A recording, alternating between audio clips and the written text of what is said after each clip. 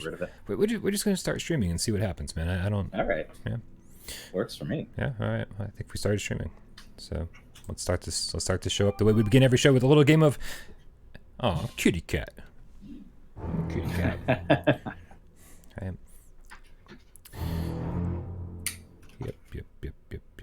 Yep. Oh, I love when we're running late and we're like, let's just run the 5-minute intro anyway.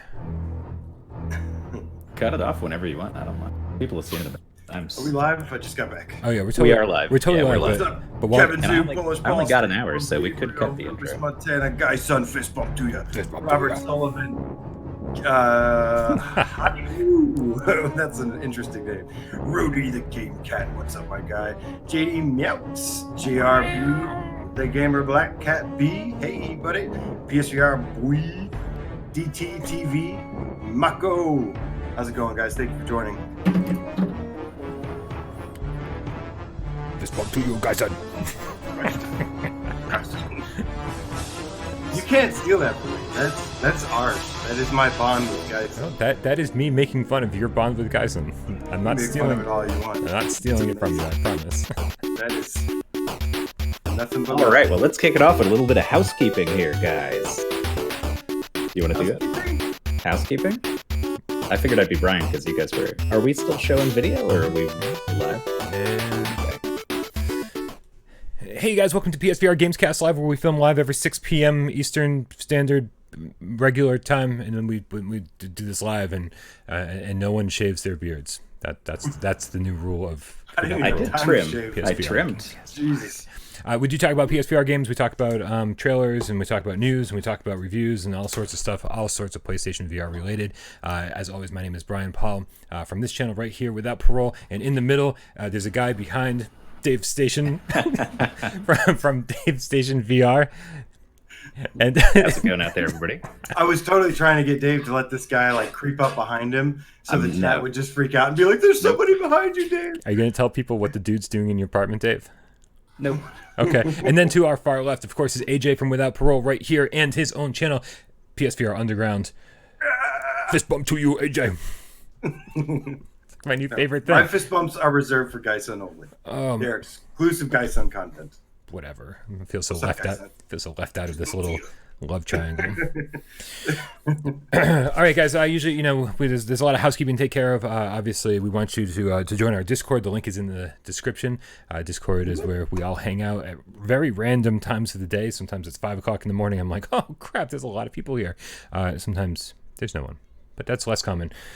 Make sure you hit us up on patreon.com/withoutprogames for $1 or more every month if you like what you see, and also make sure you subscribe to my channel, Dave's channel, and AJ's, lover on the side channel, and and like the videos. All right, guys, let's get rolling here. We're a few minutes late, and I know this is one of Dave's short weeks. Every so often, Dave has to cut out early. So while we have Dave, let's talk about something that's near and dear to all of our hearts. And I think that is excuse me. I think that's what, Wolfenstein Cyberpilot. Is that what we're talking about? Yeah, the chat is already prepped for this. I've seen the chatter. People saw your stream and have realized that you're not a big fan. So I'll let you kick it off, actually, because I've only tried it for maybe half an hour tops. I just got a chance right before the stream. I don't have a lot to add on this, so let me just say Cyberpilot is available for pre-order, and before you do that, you may want to listen to what these two have to say. Yeah. And it's $20, and it comes out tomorrow. So, gentlemen, but if you do pre-order, it's midnight. So, if you really want it anyways. Right. Right. You can't resist. I'm watching this trailer as we start to talk about it, and it's just the thing about this is right off the bat there's something doesn't feel right about this game, because it's obviously you're supposed to be walking around and like killing Nazis, which for some reason I kept calling zombies during the stream. I thought that was strange. And but also the thing about it is it's like you're just not in a very mobile situation. It's like a big clunky slow, even on fast turning you're like, yeah, it's nothing. It doesn't make sense. It doesn't make sense what's happening because you just have all this. You're getting attacked, and you're supposed to be firing and using your special defenses and stuff, and you're just moving so slowly that it's like, okay, well, this isn't really. There's no tactical side of this, right? I'm not better because I'm because I'm doing anything. I think they're just like, yo, just keep slamming that button to your side as often as possible to use your special, and just keep firing. I didn't find anything interesting about this game at all. Well, yeah, even from what I just played, it seemed like, I mean, the concept itself, part of it is that you're not even in the mech. You're like sitting in a control room watching it on big TVs all around you, and you're controlling it. And that sense of like detachment from actually what's going on around you, or like the firefighter, the combat, the stuff that's supposed to be fun and exciting, that just isn't there, because it feels like you're far away from it, like it's on the other side of the screen and you're barely involved.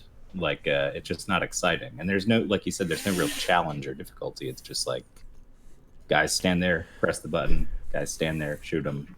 I mean, it's fun lighting stuff on fire, I suppose, in the game, but at the same time, it's like, I don't know, it does look really good, I will say. It's a very, very pretty game. It looks, it kind of goes for photorealism and almost nails it. I think it's a beautiful game.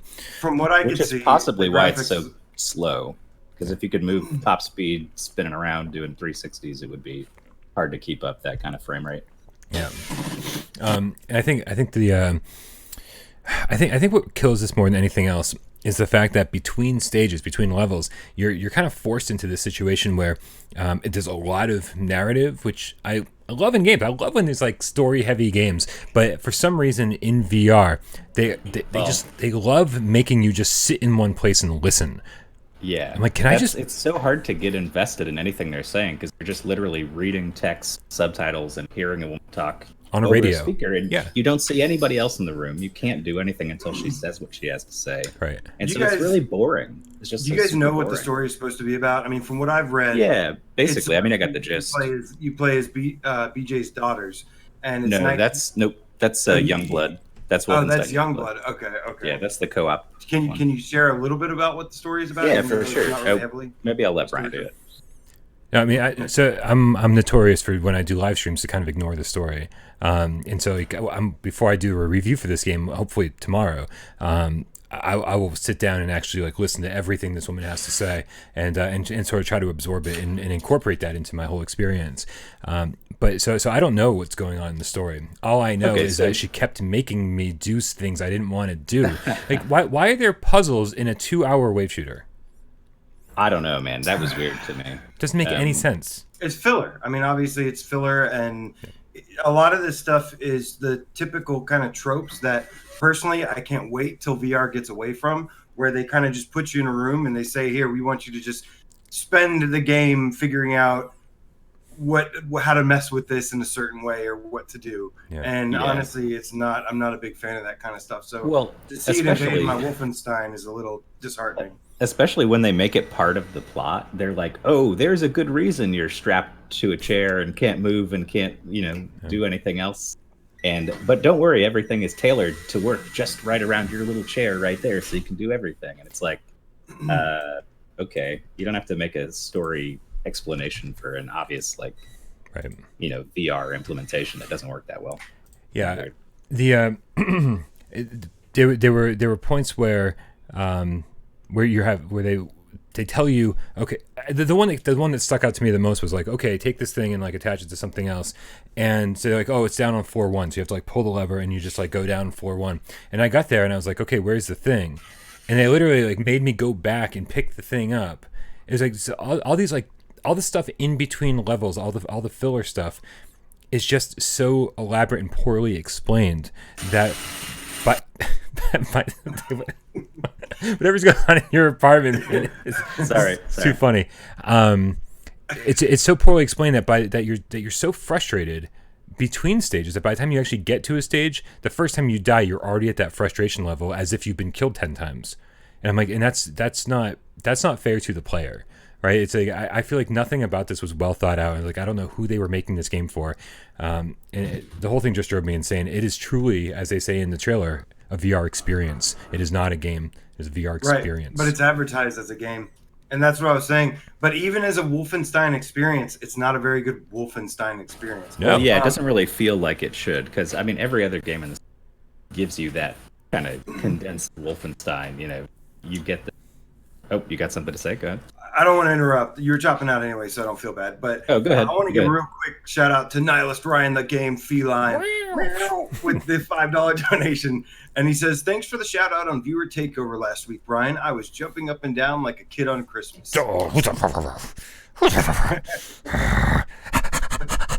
Yeah, no, thank you, Nihilus Ryan. We appreciate you. And of course, if anybody's looking for this week's viewer takeover, we filmed it on Sunday, and I've had like a crazy ass busy week, and I swear I'll put it up at some point over the next couple of days. We didn't have any new hashtag GameCast to shout out anyway, so I didn't think it was like a big rush. But thanks again, Nihilus. We appreciate you. So I want to say about Cyberpilot though, real quick. At the end of the game, the very end of the game, they finally say, hey, you know these 3 different mechs you've been piloting? Well, now we're going to switch you back and forth between them when it makes sense. And I'm like, why wasn't that just a thing from the beginning? Like when you experience situations, you're like, well, you know what would be great right now? If I could hit this button over here and trigger this other mech, fly in, do this thing that I need to do. It was so poorly integrated, the entire thing, that at the end when they shove it all together, it just seems like you actually start seeing just how poorly implemented it is, because it just doesn't meld together at all. It just feels so disjointed. It's a mess. It seems like it'd be really easy to think of an idea to make a Wolfenstein in VR game. Take the relaunch game, like take the PS3 Wolfenstein that they remade and just put that into VR. Like, could that be a thing? Possibly an actual Wolfenstein game? Well, I mean, the weird thing is that with Doom, they did exactly that. They took the newest Doom game. They made it a VR game. It's exactly like the shooting, the movement is different, obviously, but it feels very similar. It looks very similar. The gameplay is the same. So it's like, why not just do that with Wolfenstein? I don't know. But there's a reason this game is $20. That's true. And it's very much buyer beware. We've been talking about this game for a while, and I kept saying the same thing. I need to see more than the same trailer they've been showing us. And there's a reason they didn't show us more, because there's not much more to show. Right. Yeah. I will say there's a stealth section that I didn't like at the beginning. You're flying this drone and you're like sneaking up and like kind of electrocuting. I keep saying zombies, Nazis, and after a while, like that became my favorite section. But then they like ruin the whole thing by being like, okay, now you got to hack these computers, and every single computer you need to hack has this like hack interface. Like who the fuck's installing all these hack interfaces into the Third Reich's computers? It's just open season, guys. Just come on in. Anybody. I kept walking away and coming back, and every time it just seemed like the action was so few and far between. Yeah. I was really surprised, and I actually played some Doom earlier this week, and was kind of talking about what to expect with Cyberpilot with it. And I knew it was going to be completely different just because you're in a mech and stuff. It's not your typical Wolfenstein game. But I got to ask, how are the controls? Because I played Doom. Fine. I got to say something about the Doom controls real quick, Bryan, because I'm usually with you on the team moves, on the team move controllers when it comes to Doom. Mm-hmm. I moved it up to ultra violence and then played some on nightmare difficulty, and I gotta say, man, I think I might be like retracting my stance on supporting the moves for that game. I wished it really just had turn buttons instead of like this weird bad like button dashing layout for the mapping. So I don't know, to me it seems like Bethesda, they're really they don't listen to us at all. They're not paying attention. They're kind of just doing their own thing and experimenting. Which, I'd expect from a big company like that. But really, I think it would go a long way for them just to get at least a little bit of a finger on the pulse of the community and stuff. Look at all these devs, like even Ubisoft with Space Junkies, how they turned around Space Junkies into a really awesome game now that everybody's talking about. And I think if Bethesda would just listen just a little bit, they could really have they wouldn't have to work so hard to make something that nobody even likes. Yeah. I mean, as far as you started your question with the controls, and neither of us got a chance to answer that because you went on a different tangent. But as far as the controls go, they are better than the move support on Doom VFR, but the game's not fun, so it doesn't matter. Right. Like, there's no problems. I had no problems with the controls. They're very straightforward. I need to interject. Okay. So I didn't play as long as you did, so you probably had more occasion to run into issues. With the move controls, there's that big gigantic red button to your left, and so many times slamming my move control into that button, and it's one of those things that, like, if you don't do it slow enough, even though your control is going right through it, if you don't do it slow enough to recognize it, it's not always being recognized. Gotcha. And I only used that thing like a few times when I was playing, so I didn't notice that as much. The controls are fine. I definitely should. I definitely should use when I play through again for the review. I'm going to use the DualShock 4, and so I'll have I'll have impressions of that during my review tomorrow. I want to try that too. Yeah, I mean, I like Doom a lot with the DualShock 4, so this too. But I think the main issue with it really is that they forgot to make it fun, and like every Wolfenstein game is defined by being super fucking fun. Yeah. Like that's the mark of a wolf. It's like balls to the wall crazy. You don't know what shit's gonna go down, but it's always really entertaining. Yeah. And this is so safe and boring, and it doesn't do anything. Like there's so many cool concepts in here. You're roasting Nazis and blowing up trucks by ramming them into a group of people and stuff. It's pretty cool, but it's not fun. No. Like I don't know why.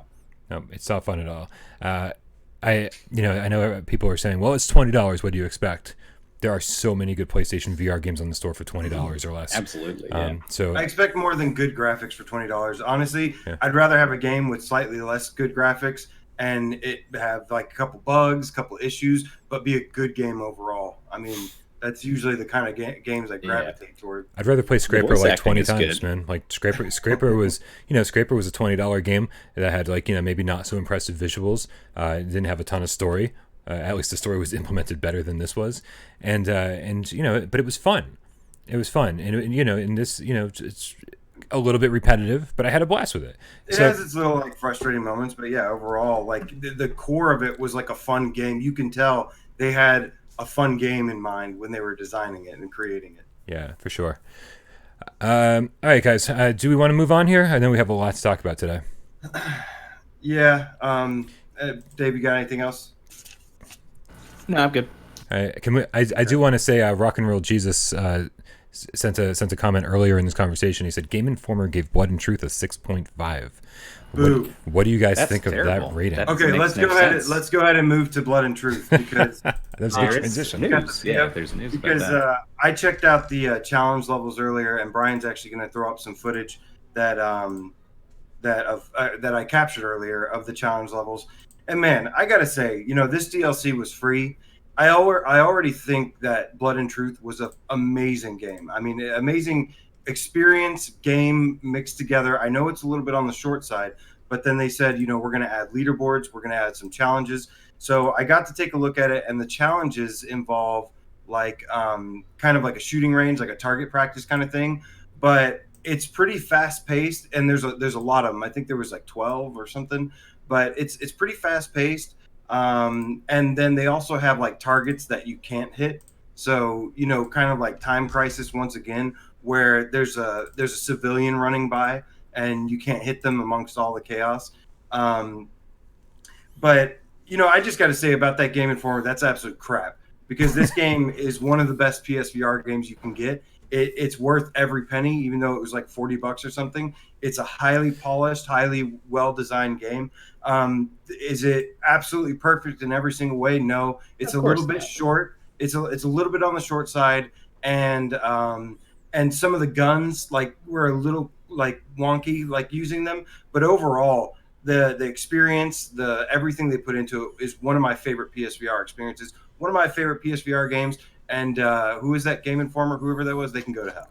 Dude, I think this is just another example of what mainstream media not understanding VR games. I didn't read the article, so I don't really have a response to the score. I can only imagine what their complaints were. But every time I read a negative review of a game that we loved in VR, it's always the same thing. It's always complaining about motion sickness or things that are just not game specific, things that if you're a person who suffers from motion sickness, then maybe this isn't for you. I'd love to take the time and read the article or read the full review and see what they had complaints about, because 6.5, right. even for people who didn't love the game as much as we did, the three of us did, I can't see it being that low. Well, so I just pulled it up, and even in the second paragraph, he's already getting into stuff that I think is just a matter of what people expect out of a big budget kind of video game, action game at this point, because he's like, you feel so super artificially limited by the movement system. It's like an on-rails old arcade game because you don't have free movement. And it's that's what I like about it. I like on-rails old arcade games. And so for me, that was a feature, not an issue. And it's clearly a design decision to help the VR. So it's like the way they integrated it was perfect. It gave you enough control to make you feel like you were in control, to make you feel like you're a badass that's like unstoppable. But at the same time, it kind of like guided you and said, here, have some fun as well. Like, we're not going to worry about you getting stuck in a corner. Like, we'll let you just worry about the shooting, the aiming, the reloading. I think the game is absolutely brilliant, man. I am getting tired of this guy already. I'm really annoyed with this guy. You can see some of the gameplay. I literally just captured that like an hour ago. And it's a lot of fun, and it's pretty challenging I want to go back, and there's tons of different levels. It kind of takes a chunk out of each level, and makes a little challenge out of it. But absolutely loved it. So I'm going to pull out another line here from this terrible review where he's talking about the interactions with stuff in the game, beyond just shooting. And he's talking about the turntables section. And he's like, even commanding a pair of DJ turntables is mildly amusing, but these are relatively minor tasks that don't sustain interest in VR any more than they would in real life. I think it'd be pretty interesting in real life to fucking DJ while I was firing a machine gun. Right. That's fairly interesting, actually, as far as shit goes. So that doesn't even make any sense to me. But this guy just seems like he's got a lot of little nitpicks. Yeah. But he actually doesn't really go into depth on anything or explain why he gave it a 6.5. No, he's just like, it's an on-rails shooter. I didn't like that.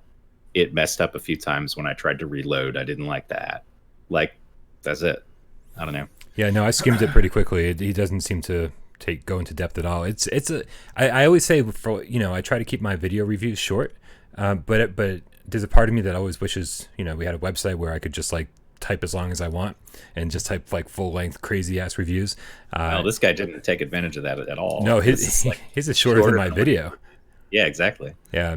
So that's pretty disappointing. So fuck it. But there is a patch did drop early this morning. I woke up before I went to bed. Yesterday in the EU and then today for us. Yeah. Yesterday in Australia, maybe. And it's the long-awaited patch that we've been waiting for. The long-awaited one we've been waiting for. It's the one that added new game plus, a hard difficulty mode, challenges, and I think leaderboards. Yeah, AJ, you have. I didn't have time to dive into this because I was playing Cyberpilot. But did you have a lot of time for this? Did I have a lot of time for what? To dive in and check out all the new stuff. I know we got gameplay not everything. I wanted to check out. I wanted to check out the new game plus and the hard mode because I've already beaten the game. Yeah. So I haven't yet, but I'm really excited to check that out. All I did was the challenges, and there's a time trials 1 or time attack or time trials 1 and 2, and each one has about like 5 or 6 levels. Like as you can see below, and like I said, it seems like as a concept, it seems really simple, but when I was playing it, it's really fun and feels like a kind of arcade experience. And it's just a polished game, so it just looks really good. Like, the game is just so quality. If you want something to kind of, lift your spirits after hearing that terrible review, the comments section is incredible. Everybody is like, this guy's a fucking moron. I have to heavily disagree. Most of your VR reviews are laughably bad. Good. I mean, half the people are saying, I really like on-rail shooters. I think Time Crisis would be awesome in VR. I think Blood and Truth is the best PSVR game to come out this year so far. It's really good. Yeah. Right after Immortal Legacy, it's right up there, man, for sure. I got Blood and Truth in front of it, man. I'm sorry. This guy's my favorite. I love Immortal Legacy. I've beaten it 4 times, but this game was superior in several different ways. No, for sure. What do you got, Dave? You got a best comment is by Chad.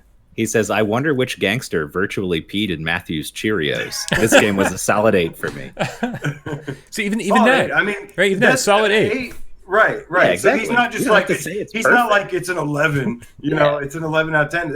That shows a guy that knows what he's probably talking about, saying that it's 8. Like, he's adding some criticism to his thing and not just being like complete fanboy about it. You know, right.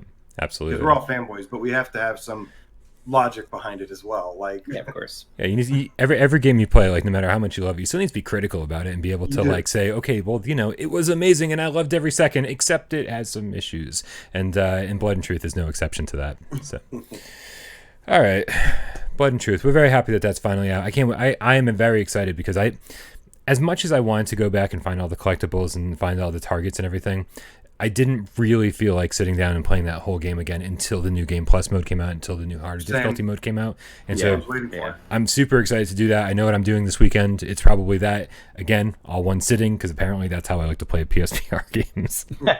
You are crazy, man. Yeah, I just saw White Moon Dreams tweet about our little experience last night.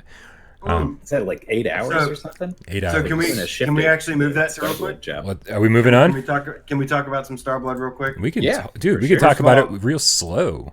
Well, I so want to real quick, say, does anybody know if it's still running as of right now? It's not. gone, man. I checked When do we- before. I checked before the. It happened sometime early this afternoon. I checked before so it went Cyberpilot. for the morning at least, right? Because we were thinking it might be like 3 a.m. last night, or like midnight Pacific time. Around 6 a.m. I know somebody in the comments said they tried and it was still up then. So it was sometime between 6 a.m. and like noon. Okay. Yeah. Well, at least people had as much time as they possibly could, So here's the thing. Let's transition into this. Let's talk a little bit about Starblood. Starblood Arena came out in 2017. It was very Descent-like in terms of the freedom of movement, but way faster than a Descent game has ever really been. First person arena combat. It's 8 players, right? And man, there's never been anything like it on PSVR, and even with space junkies out there, I still don't think there's anything like it on PlayStation VR. And after 18 months of being out, they announced that Sony's going to shut down the servers, and you're not going to be able to play it anymore. And the sad part about that is, of course, that it's not just not playable online anymore. It's not playable at all anymore. Everything requires it to be connected to the internet, and the servers, now that they're shut down, you can't play it anymore. So we wanted to say goodbye to it last night in style, and so Dave, AJ, and I jumped on with a ton of rotating cast, we might say, of loyal game cats, of other PSVR YouTubers, of awesome people to hang out with. Everybody came in, and if they weren't in the game playing with us, they were there in the chat representing the love and support for Starblood. And I really can't thank you guys enough for joining there, being with us, and sharing this last moment of Starblood together. It's a really, really awesome game. And my God, man, I was playing with Mr. Sonic when you were you guys got full again. I started taking a break, and then you guys filled up. I had no idea when I was playing with Mr. Sonic, we stumbled across the co-op mode. I had no idea this game had a 4-player co-op, like wave shooter, tower defense kind of deal. And it was a lot of fun, and I cannot believe that I had no idea it existed. Yeah, I had already played that one before, but only in like single player, never with people online. No one ever suggested playing it when I was in lobbies with people. I don't know why, because it was actually really fun. I could see it getting old after a while. Yeah, but I can tell you why, man. Because when you actually get a Starblood game together, you've got 7 other people with you, and it's a 4-player co-op game. That section is for 4 players only, right? Right. So that's why no one ever played it. It was because if you actually get a full team together, then it's like yeah. So, but I would have been really disappointed if I can't believe that if I would have never discovered that or gotten to play it. So thank you, Mr. Sonic, my dude. I'm just really happy that I got to play it before it ended, because it was pretty sweet. Yeah. And so that stream, a little peek behind the scenes, I was talking to AJ, and I was like, man, I'm so tired. Like, I've had such a long day, or I didn't get out of bed till super late or whatever. And I was just exhausted. I was like, okay, we got to do this. We got to say goodbye to Starblood. Let's jump in. Let's start it up so we can just do it. And I mean, no offense to Starblood, just say we did it. It's like, here, make sure we honor this game that we love so much. And I think I said to you, I was like, let's just do it for like 2 hours, and that way we can say we did it. Yeah, you said an hour. That didn't happen at all. You were like, let's at least just play for like an hour. We can. And then 8 hours later, over the course of the next 8 hours until 3 o'clock in the morning, 3 o'clock Eastern, we just played nonstop from 7 p.m. to 3 a.m. Eastern. Played nonstop, again, rotating people in and out.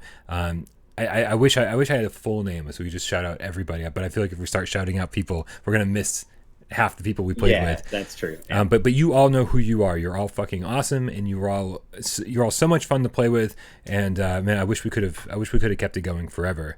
But man, it was like the longer we played, I know the more connected to this game, or the more reconnected to this game I felt, and I just couldn't believe that that we're really losing it. Like by the time it was all over, after 8 hours of playing Starblood, I was so sad. I was sad. I was like, this has been so much fun, and I reconnected with a lot of people I hadn't played games with in a while. And after it was all over, I was like, man, I just don't feel like we have anything like this right now. It was funny though. I woke up. The first thing I did, I woke up and I was like, Starblood, and I got out of bed and ran over to the thing, and it was still there, and I was like, ooh. So I played a little bit more this morning. So I got a little bit more time in this morning, luckily. Nice.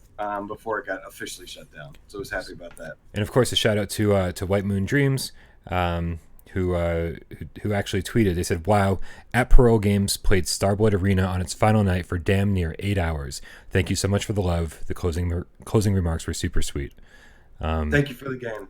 Yeah, thank you for that. That's all. AAA quality game. AAA quality VR game. That was a launch game, right? Was that a launch game? It was near launch. It wasn't a launch game. It was about 6 months later. It was a PS Plus game for a while, which is crazy that nobody ever played. But it's literally like a AAA quality game, though. The polish, how colorful it was, just the art design of everything. And it ran so damn smooth. You're going fast, spinning around all over the place, shooting at people, explosions, and it never slows down. It's perfect. I've got a bunch of capture footage of it too, so I'll be making some kind of highlight video that we'll share at some point. So for everyone that didn't get to see it, it'll have like a highlight memorial for it, so that everybody can kind of see what they missed out on. I will not be in the highlight video because I was last place every time we played. For anyone who doesn't want to watch an 8-hour live stream, is that what you're saying? Yeah. That was pretty excessive. But yeah, interested to see what White Moon Dreams comes up with next. They are working on something apparently. Obviously, an amazingly talented team to be able to put out something like that and have it run, as you said, so wonderfully and be so beautiful, and to be a game that after 8 hours I still wanted to keep going. I was like, I need to go to bed. Yeah. So tired. So. All right. So thank you, White Moon Dreams. Thank you, Starblood. We will miss you very much. Thank you, Game Cats. Yeah. And tubers and everybody who united for sure come together. So next up we have I don't know if I can do that properly. I mean, I wish you wouldn't have done it to begin with, to be honest. So we have an announcement of a Tarzan VR game. Yeah. I don't know how I feel about this one. What do you? I'm excited. I think it'll be cool. It looks fun. I want to swing around. When I thought about it, like swinging through that's like being Spider-Man in the jungle, dude. It sounds fun. I don't know if it's any good. We'll see. Who's making it though? Well, Cyberpunk Games, which makes Primordian, which was a game that we saw at E3. Wait. I'm sorry. Who's making it? Stonepunk Games, I think it is. No, well, it's Wolf and Wood, and they made The Exorcist and Chair in a Room. Wolf and Wood, but hold on. And this is also my problem with the idea of them making a Tarzan game. How do you go from Exorcist to Tarzan? I mean, some studios can pull it off, but it says Tarzan VR teaser trailer, Stonepunk Studios, Rift, PSVR 5 Index, on Upload VR's channel. So that's where I got that from. But I remember the first probably place publishing it or something. Yeah, I remember the first place I saw it did say Wolf and Wood, and I was like, oh. Yeah, I'm gonna do a quick search here because I got the press release from Fun Train, the publishers. They're saying, like Exorcist, we're releasing Tarzan episodically for all major VR headsets later this year.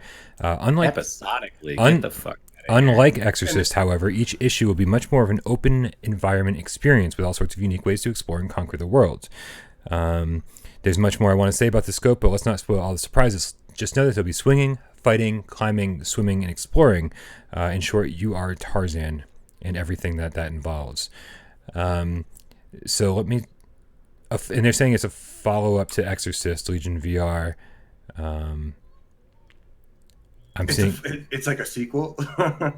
Yeah, I think this is like their next game. So here's my issue. My issue is if it's the same team they're behind. They're also making that rock and roll like smash everything game too. Remember? Oh right? Yeah, that's Hotel. True. Yeah. Unfortunately, that Hotel R&R or something doesn't look like a lot of fun. But I don't know. Maybe. Well, it seems like the kind of stuff that developers thought was a good idea. Like right when VR came around, some job sim type shit. Just like play around with this, slap stuff with a fish. And whatever. For entry level people, that stuff's fine. That it's entry level people will love that. We've been we're a little seasoned now, maybe a little cynical. But It you know, does. I think it's something that's easy for people to just pick up and play and be like, oh, this is fun, and throw stuff. Yeah, and unlike some stuff like that, like Drunken Bar Fight or something where you just fuck around and hit stuff, it does look like there's some sort of challenges or like a progression through sort of a story. You have to go talk to the devil and he gives you missions to do. Like you have to wreck this That sounds hotel kind of funny. in a certain way to unlock something else, and basically you're just I don't know. It sounds like there's something to it besides just slapping stuff with fish. So I checked out the Steam store, and it's being developed by Stone Punk Studios and published by Fun Train. So it seems like Wolfenwood has nothing to do with it. I don't know why. It's because whoever first released the trailer said that it was Wolfenwood, because I know exactly what you're talking about. I thought it was them too at first, and then I looked it up and I said Stone Punk. I was like, who's Stone Punk? And it's they make Primordian, which is a PC VR or something like that. And it was the E3. It was at E3 where it showed like this beautiful like alien world, and I was like, ooh, what is this? And it was like Primordian 3, and we're like, well, shit, we don't have even Primordian 1, so no idea.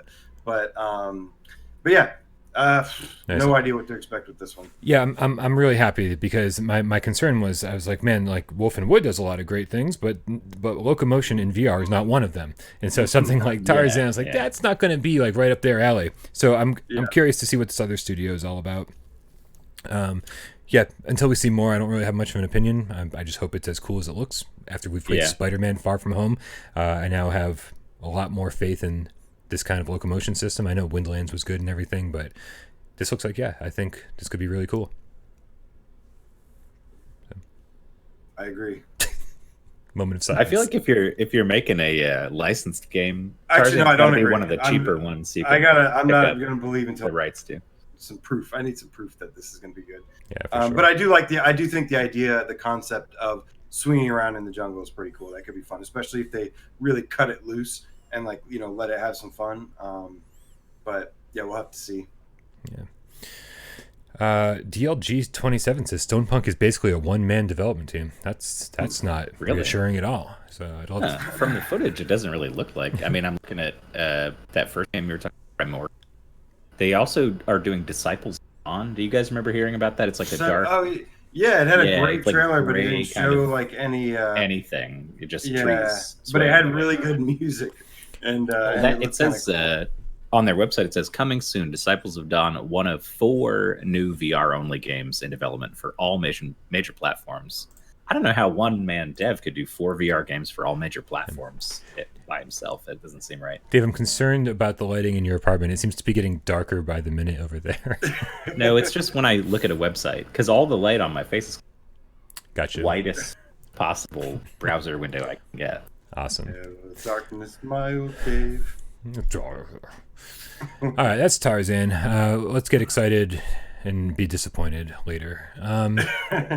Okay, so next, there was a game that you guys actually premiered on PSVR Theater, like maybe a year ago, and it was, I think at the time, just a Kickstarter. And this game really caught my attention when you showed it. I was like, wow, like this actually looks really cool, looks right up my alley. And it's called Echoes VR by Rogue Titan Games. And essentially, I caught a tweet from mastergamesupm.com, and their Spanish development team, Rogue Titans is, and they basically said in this tweet, they said that Echoes VR is a video game that will be published very soon in PlayStation VR, developed by our students of Rogue Titan Games. We have a crazy desire to play it. And so what caught my attention is that he says it will be published very soon to PlayStation VR. This game was originally supposed to come out, actually, I think like Q1 in 2019. So apparently they wasn't ready yet. They had to put it back in the oven and work on it some more. But it's basically being said that it's an immersive indie first-person shooter that mixes stealth, action-adventure, and survival, and dives you into a system of underwater caves at 6,000 meters beneath the sea. And I don't know about you guys, but to me, I really like being underwater in video games. It's one of the reasons, another one of the 10,000 reasons I'm excited about No Man's Sky. But to me, it's kind of got like some Immortal Legacy potential. Yes, I'm bringing up the trailer right now. So It looked really good. I hadn't actually seen anything about it before, like Oh, right before the show, but it looks polished. I like shooting stuff in caves. Being in a cave is always fun. Well, it looks pretty. It looks polished. Like I know it may be a little, it's an indie team, so it's not going to be like the biggest game ever. But from what's there, it looks pretty polished. And I said, I think I'm hoping to get something similar, if not better, than Immortal Legacy with more of like a exploration and stuff like that. I remember this from theater. This was You remember it? Yeah, and I remember it caught my attention. I was like, whoa. Yeah, I remember thinking that because we probably watched this like 2 years ago on theater, and just thinking like, man, this is like games are going to be bigger and better and blah blah blah, and I can't wait for this to be the case. And to a sense, we're still kind of waiting for that. Here we go. I'm faded back. All right. Yeah. No, it looks good. It's all about. It could be a couple hours though, or it could be like 20 hours. Like we have no idea. Yeah, no idea on that yet. Hopefully, we get some information soon. But not a whole lot other than it may be coming out sooner than later, which I certainly hope it does because I like the look of it. Yeah. Well, I guess it's another wait and see title. But yeah, man, I don't know.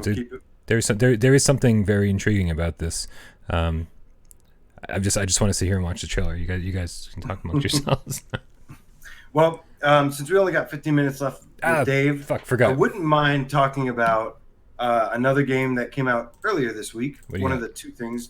I want to talk about Saber VR, which is basically an animal mech, 12-person online shooter kind of deal, and it kind of has like a Transformers Devastation look to it a little bit. It's also got like that Voltron thing, because aren't they all cats, like robotic cats? And it's a cat. There's three mechs. There's a cat, there's a rhino, and there's a wolf. Okay, and, gotcha. I really, I'm prepared to talk about this one. I would love to hear what you guys want to share on it. I know my experience with it was a lot better than your guys's. It was indeed, yeah. But that's okay. Everybody's going to have a different experience. But I completely stand by this game. I think it's pretty sweet. I think if they can get some updates, some tweaks, they took out the blinders day one because everybody was freaking out.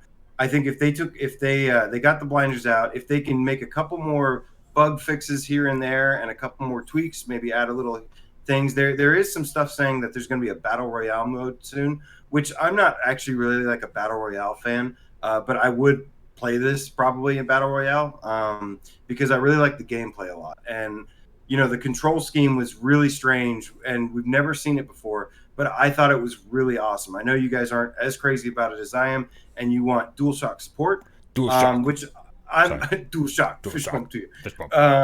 But I think it could work with the DualShock. I think there's no reason it shouldn't have DualShock support. But I really, really like the control scheme. Nobody else has done it yet. They took a chance, and to me, I don't know about you guys, but to me, it was like it's very fluid and fast. I can turn, I can jump and turn and shoot and do all this stuff. I was playing against somebody online, and I was letting them shoot at me, and they couldn't even touch me, and it was pretty funny.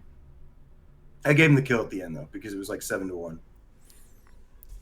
So you want to tackle this first, Dave?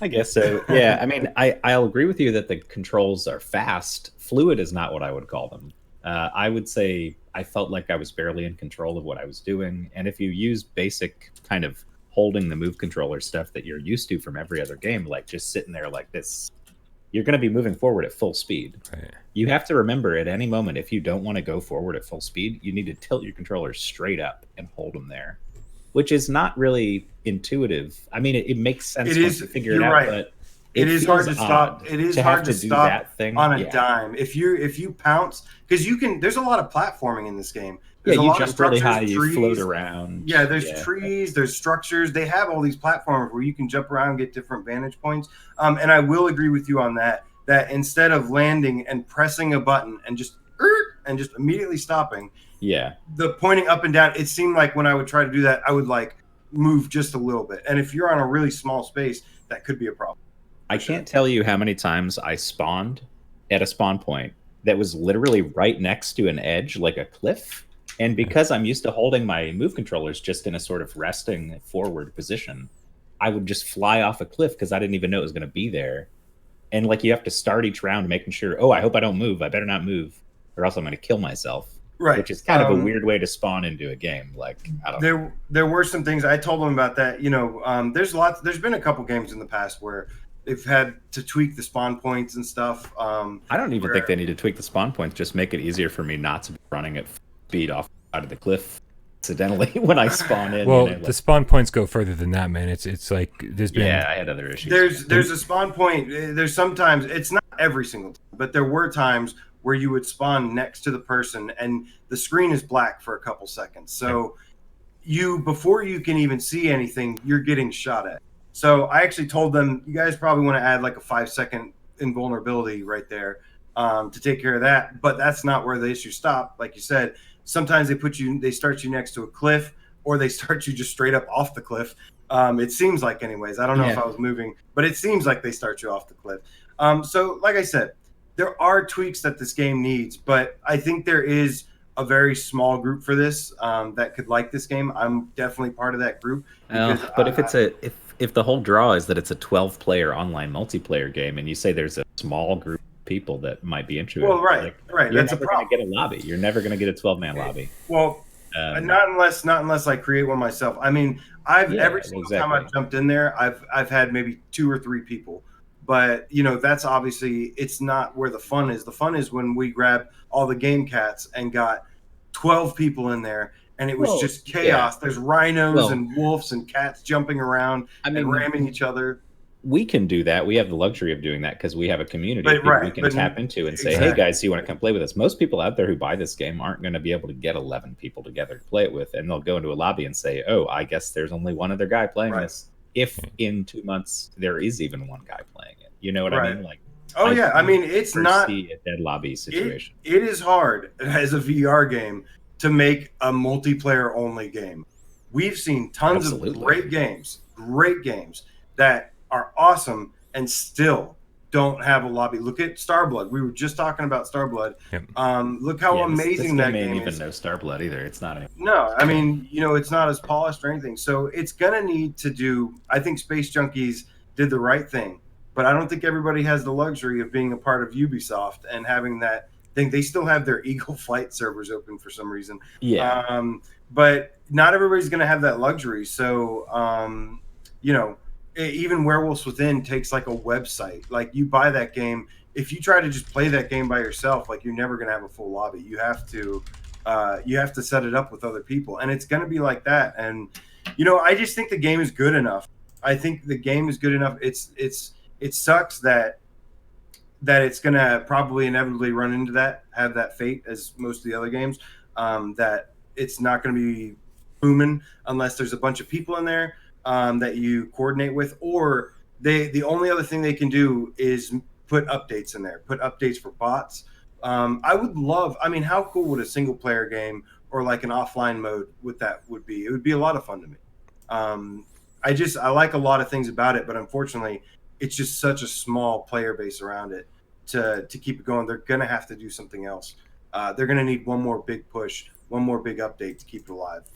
I would not hold your hope for a single player campaign or anything like that. There's nothing to indicate that they even designed any assets for anything like that, or have an idea what a story would be or anything like that. Right. So, but if any of you out there, if you pick up Saber and you need somebody to play with, just hit me up. I would be happy to play with you and assemble the cats. Yeah, there's man, I've been kind of keeping quiet, but there's so many problems with Saber. First I think is that it's obviously 2 to 12 players, and so if you want to upgrade your cat, there's no practice mode. You can't just jump in and be like, oh, I want to try this weapon and see if I like it better than this weapon. You're just looking at stats on the screen. That screen between matches doesn't even show up all the time. I tried to go and like switch out my weapons real quick to see what which kind of loot crates I'd picked up between matches, and I couldn't even do that properly. It's difficult to figure out how you're supposed to use those menus. Yeah. I had to have other people be like, "Oh wait, I think it's this," and then I would try it and it wouldn't work, and they'd be like, "Oh, I don't know." Then You're trying to stimulate- scroll through weapons and like you're accidentally selecting them, and then you're like, "Well, Yeah. fuck, which one was my original weapon that I'm comparing it to?" Well, the other thing about that too is when you talk about upgrades and stuff, this is a game that lets you upgrade yourself to be much better than the people you're playing against. And so most games that I like that are multiplayer aren't based around grind to get better equipment than anybody who's just starting will ever be able to deal with. Yeah. Because like there were a lot of times when you guys already had played for a little bit, you had some loadouts, you had some customizations. Right, we had a little bit of head start, but and every time I'd find you, I'd shoot you a couple times and it wouldn't do shit, and then you'd kill me in one hit. Yeah, but I had that same Really- advantage. That's something that had to be changed in a couple different games. That's something I had an advantage with in Firewall when I started. By the way, Decepticon, I see you, man. I would love to play that game with you sometime. I don't love the way Firewall does everything, but I think that's much more balanced for a new player because they give you the option to use higher level weapons, just not customized loadouts. So you can still get C4 at level 1 if you want it. You just got to use that loadout. Stuff like that. Hey, real quick Maybe here, not level 1. Dave. I know you got to go in like 5 minutes here, so I wanted to do something exciting before you left. I wanted to give away. Cool. I wanted to give away Telefrag. No, what are we giving away? Telefrag. Telefrag. Yes, Telefrag keys from PSVR this week. We'd asked people to leave their PSN name. It is the European version, but obviously it's super crazy easy to make a European account. So I wanted to give away both of those keys right now. Ready? This is what everyone's been waiting for. This is why anyone's even watching us right now. I can't believe Paul tuned out so early. All right, here we go. Ready? Yeah? I'm ready. All right, you guys don't seem very excited about this. All right, the first one comes from, the first winner of a European Telefrag key is Spiky CNT. Spiky CNT. I don't want to know what CNT stands for. I don't want to know why it's spiky. All right, and the next one. Actually, this feels like a setup, but this is actually who the random YouTube chooser picked. Void Citizen, also known as fucking great. suck it. Good job. This brought to you. So yeah, congratulations, both of you. I will be sending you messages like later on after the show with keys to Telefrag VR. Do you have a quick and easy way to pull 2 more names? Just pull 2 more names from the video you had before, because I got keys for Saber to give away. If anybody wants a Saber key, we're gonna do the same thing for. We've been talking Saber? about it. I've got 2 Saber keys to give away. If anybody wants one, Let's do it. All right, I'll throw them out there. Let's do it. Here, I'll do another random winner. And then you come join me and Decepticon and some other game cats. All right, And we'll get our Voltron on. All right, I'm not going to put these in the Discord because I don't know what you're going to show from our private chat. So I'll send them to you after. You're in charge, Dave, of sending these out. Oh, I have to send it. Okay, Yeah. Jeez, all right. I've already got so much work to do, man. Yeah, so Okay, who are they? I don't need more work. This one's Secrets of. Shit. Good friend of the show. Hell yeah. His PSN I know is that guy. Puppet Man 2020. So sorry, it's not the game you entered to win, but you won a game anyway. Heck Yeah, yeah, there you go. Secrets. Congrats, man. Hit me up. Yep. And the next one is, again, sorry, man, that you're not winning the game you wanted, but you won something anyway. It is Tim Lanny, and his PSN is Planet 793 Slow. Planet 793 Slow. Congratulations, Tim. That doesn't make any sense to me, channel. that screen name, but I got it. So we got Puppet Man 2020 and Planet 793 Slow. Hell yeah. We got winners all over the place right now. There we go. Nice. Exciting days. All right. And I think that's going to kind of do it for our I was gonna say Zoids discussion. It's not Zoids, it's Saber. But So I guess we'll have to. Yeah, I guess we'll wait for your review. Hopefully they get a couple more updates out before then. Yeah. I would give it another shot with DualShock 4. I still don't like the thing I was talking about with unbalanced leveling up, where you can come in and never play before and get your ass kicked by somebody who has better guns than you can get.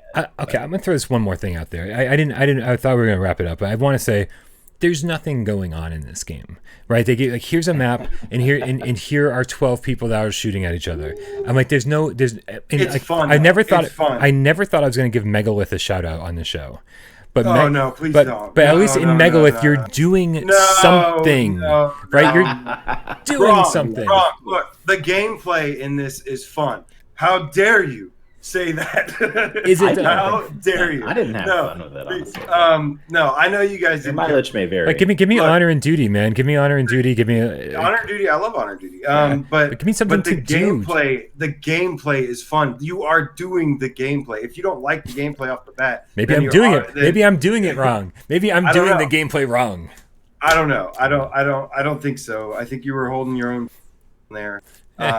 I'll tell you. I'll leave you with this. I'm going to leave this. We're not ending this on a negative. We are ending Saber on a positive. And I just want to let everybody know. Can I You're mute not him? allowed to write the review for this. Can I trump mute card. AJ? I want to end it on a negative. Here's my trump card. Will, that guy is Will, messaged me after, and he said, "Thank you so much for inviting me." And he said that was some of the most fun I've had in PSVR in the last few months. Boom. Yeah, but that you- is Well, straight. You guys that's were what he ha- said about squishies too. You had an man. He said the same 11-person thing. chat going on, and it was like 11 fun Right, people and to that's hang out another with. thing is you weren't a part of the chat. I really Right. wish you were now. But that's after the watching chat isn't part of the gameplay. The it gameplay was has to also be fun because without me it chat. was social. It was to me. Is it there was in-game this- chat? There's not. No, there's There's not. no- in-game So it's not chat, even no. part of the game. Yeah, It's you not. have They to didn't set even that include it in the up game. on top of it. Yeah, One of the most fun parts of the game is something you have to do No, outside the game. that well, was that's like how you fun, get a but lobby really, together too. You got to go. I mean, that take was your own fun, but initiative. really, It's like like a- I said, I played by myself, one-on-one, 1 versus 3, 4, up to 6 people, without. Okay, without guys, fighting guys, anybody. no, I really got to stop. It's 7 All right. 7 p.m. I got to All go. Last All right, thing dude. I got to say is I don't agree with anything AJ says from here. on. I didn't like Saber. This is in perpetuity. Anything else that it's said about Saber, I disagree. I'm outnumbered here, but I have the power of will. I have the willpower. Oh no, there you dude, go. All right, well- that power is totally overrated. Dave, thank you so much. gotta We'll go, see. guys. We'll see you next week. Okay, let me get Miles in here. All right, folks. I'm gonna fade over to a Gamescast live screen. I mean, let me get a special guest in here. Special guest. He already tweeted out that he's going to be on the show. We can tell people we got Miles Dyer, cyber philanthropist extraordinaire, somebody we've been wanting to get on the show for quite a while. So we're going to swap him in here real quick. I got to change some text. I definitely need to be prepared for these things, and I never am. It's easy online. I You don't- got the screen up. Yeah, I do. We'll see if he.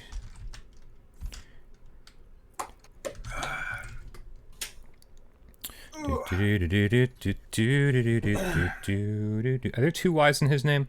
There are. Okay, good. Just making sure. Let's see. Add friends.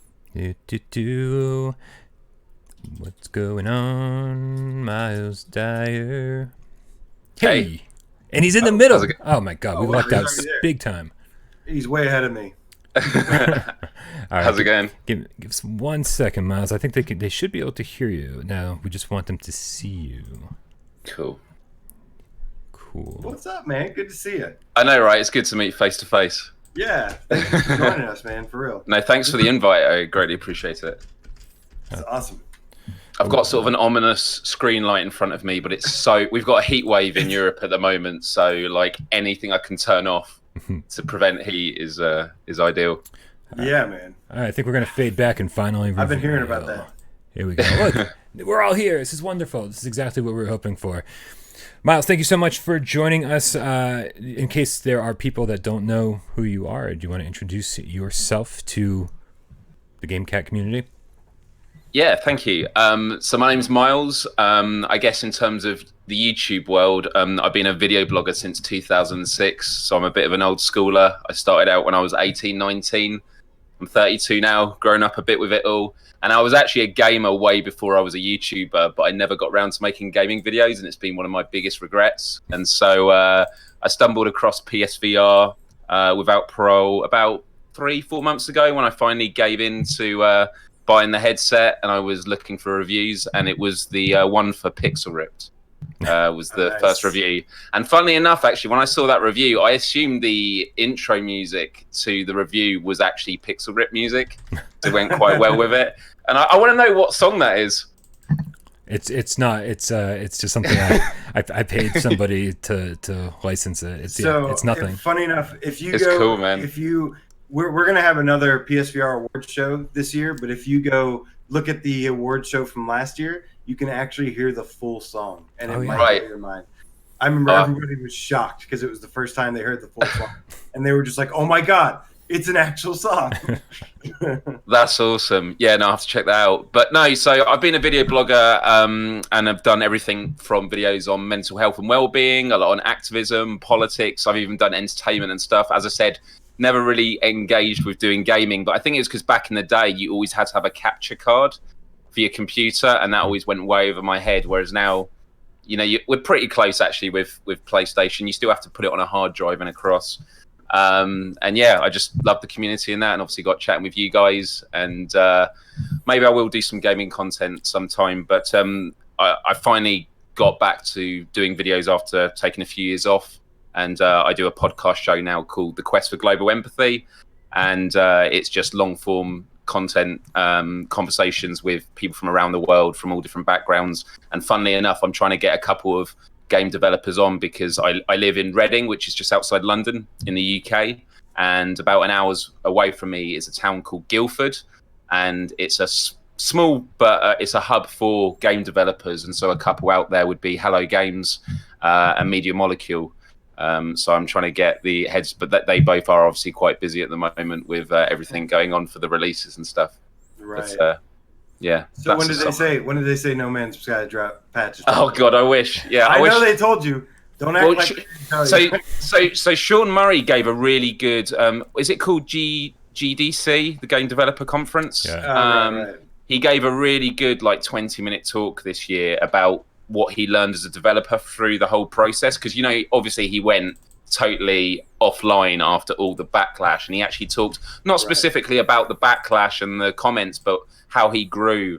And it was really powerful, and sort of that's at the essence of kind of what my podcast is about. It's all about human experiences, what we can learn from our vulnerabilities and the mistakes we've made.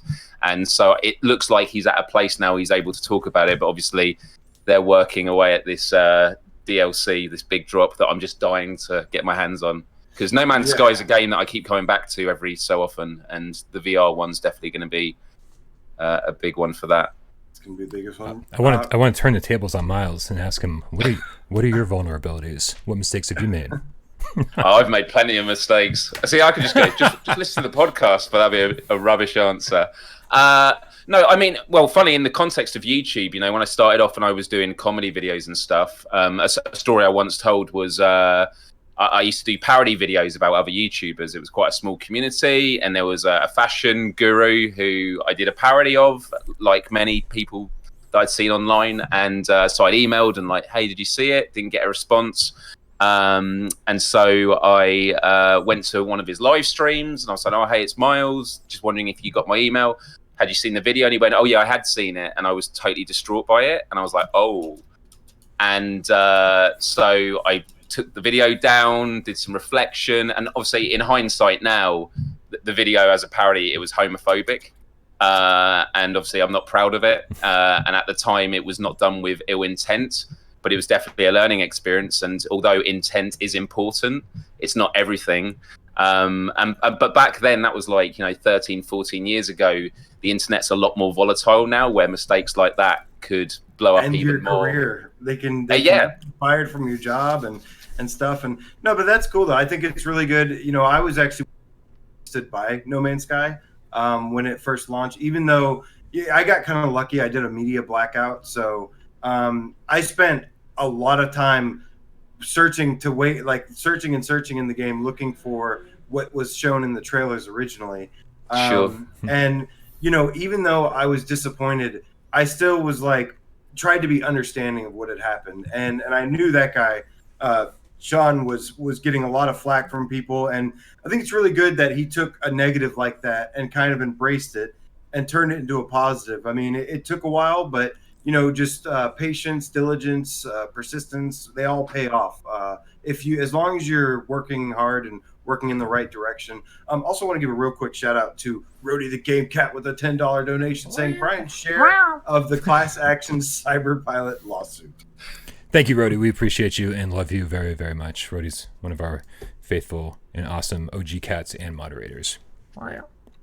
I was just going to say on the No Man's Sky thing that not to give spoilers of his entire talk because everyone should definitely check it out. But I believe he said that when No Man's Sky came out, it was just after or just before he had a child, and so there's this parallel in the talk about nurturing this new thing in his life as well as the game, and sort of and it sort of goes to the heart of a lot of things when you talk about vulnerabilities or as content creators, no matter what it's about, which is we're all human. We all have flaws, and it's something I really appreciate about your community is everyone is just amazing, especially on the Discord and that. And those are the things that will keep people stuck around because there are lots of gaming videos online, lots of gaming reviews and all this sort of stuff. And what YouTube in particular offers is that human connection. It's what the corporate world call audience facing. Like, you're talking at people, and talking at people is one thing, but if you can actually have a dialogue, and the fact that you do all these competitions and, you read comments and do all the stuff with Patreon. I mean, I've said to Bryan before, he's absolutely nailed it, and it's not an easy task, to keep that thing going. So yeah, props, dude. Thank you. I appreciate that. I don't know what the fuck I'm doing, so it's nice to know. It's a new frontier, man. Yeah. It's a new frontier, and I remember actually once seeing a talk by the head of Vice News when they were, I mean, they're still big now, but when they first sort of blown up, and he kind of said the problem is that when you're ahead of the game or you're in this new frontier, you can only look at others behind you. You've got no one to base on, and you're going to have. And I know I've heard you talk about it before on the show about the fact that they've sold 4 million units of PSVR, and this is the infancy. Like, we're going to look back in 5-10 years of. Do you remember when you used to wear those bulky headsets on? And so you're in a real opportunity, whereas there are going to be people years down the line that will want to try and get in. It's the same with YouTube now. Generally, the opportunity has never been greater, but the competition is high as well.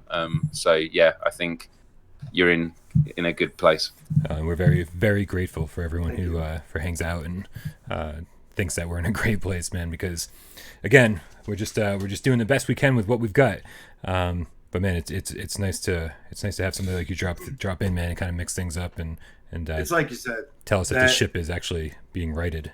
Yeah, and I have high hopes for the future as well, and it's because we have all those people you see in the chat right there. It's because we've got all them that we're even alive and breathing right now. For sure. Without their support, we wouldn't be anything. And of course, Bryan's hard. I'm one of those people that are in the chat. I'm really just at the end of the day, I'm a fan of the channel as much as I am a contributor. And now that we've patted on our back sufficiently, I think. You sure you don't want this to go on a bit longer? Miles, what have you been playing on PlayStation VR? I know you're a pretty loyal PSVR gamer.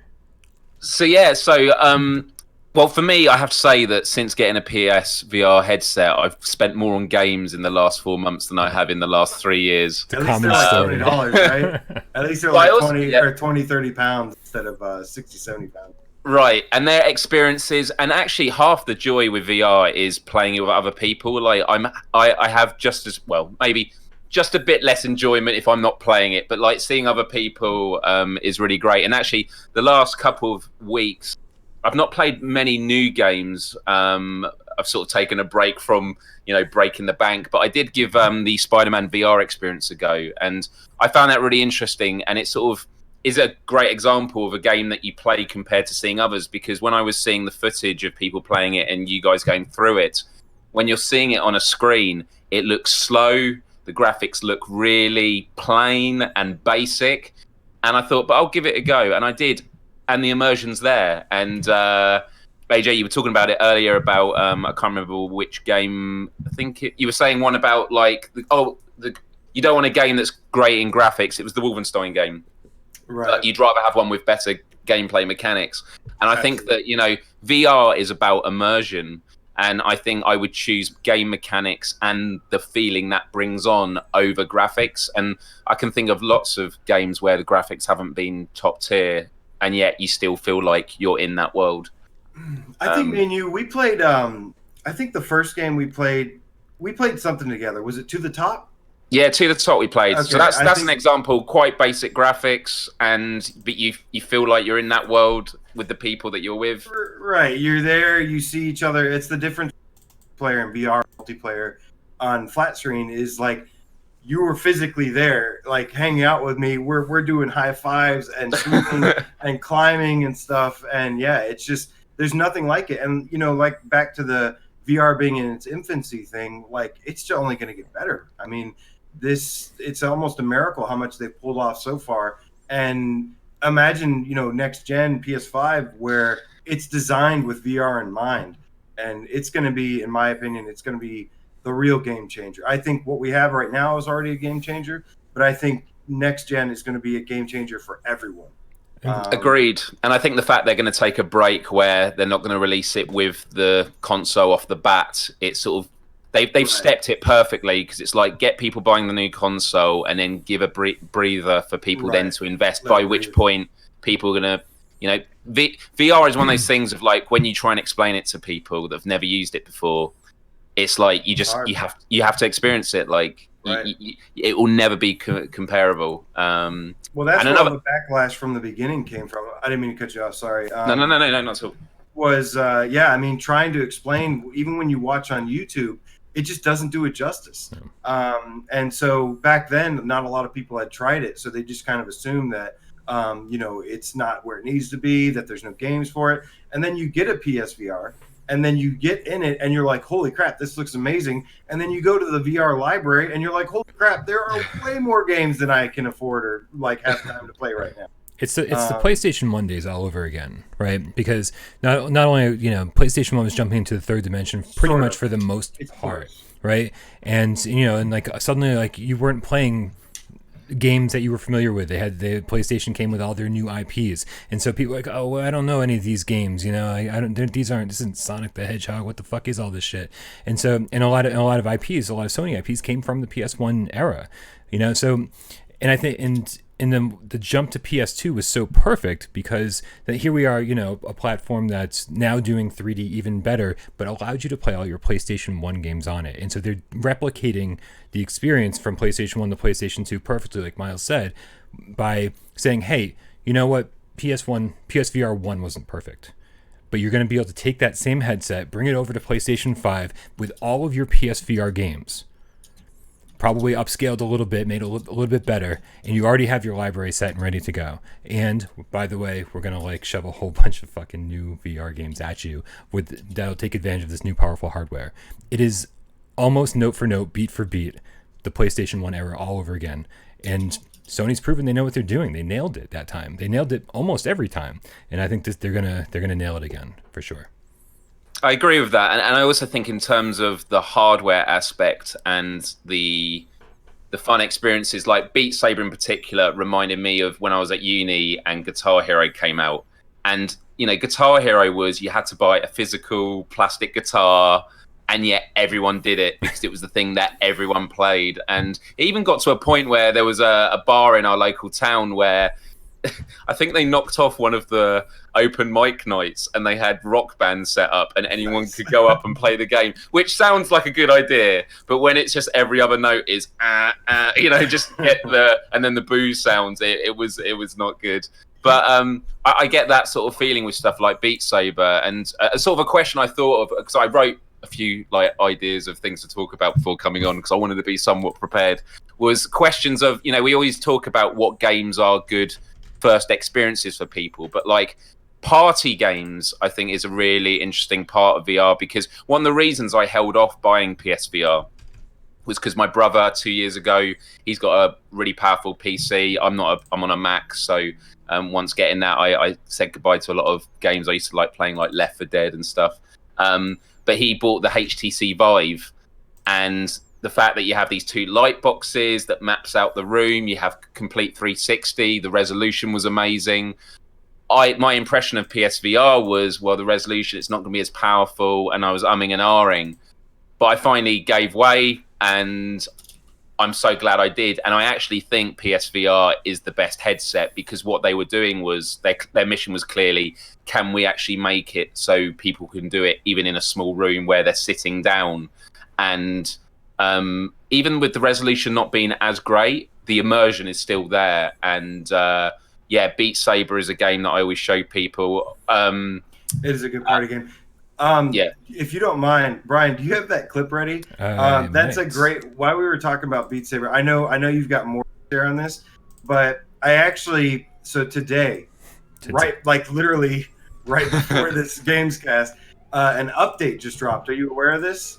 With 3 tracks, right? Yeah. 3 new Beat Saber tracks. So I gotta say, man, these are hard. Like these the last pack came out on for Imagine Dragons, and I played them. And Bryan, before you play it, let me know, because I want them to. It's already playing. Is the sound with it, or I'll turn the sound up. There we go. You can hear it a little bit now. I want to let them play it real quick, if you don't mind. I want you guys to let you guys check this out. This is a new song. This is one of the new songs from Beat Saber. I'll turn it up. Let's take a quick look. Yeah, if you're saying it's hard, then we know it's definitely hard. I'm gonna go into it in a minute, but I just wanted to share it, debut it right here real quick. Insane.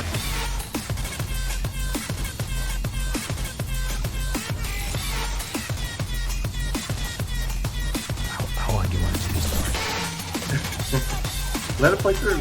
Yeah, how long's the song?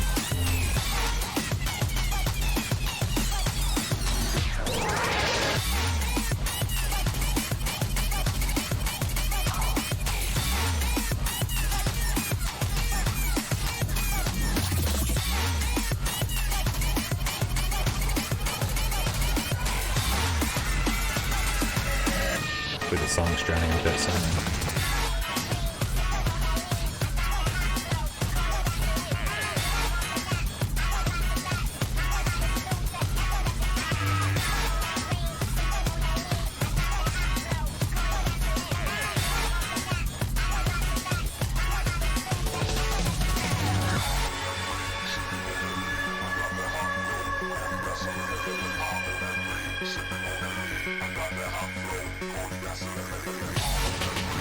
It's not like a 7-minute song or anything, is it? A medley.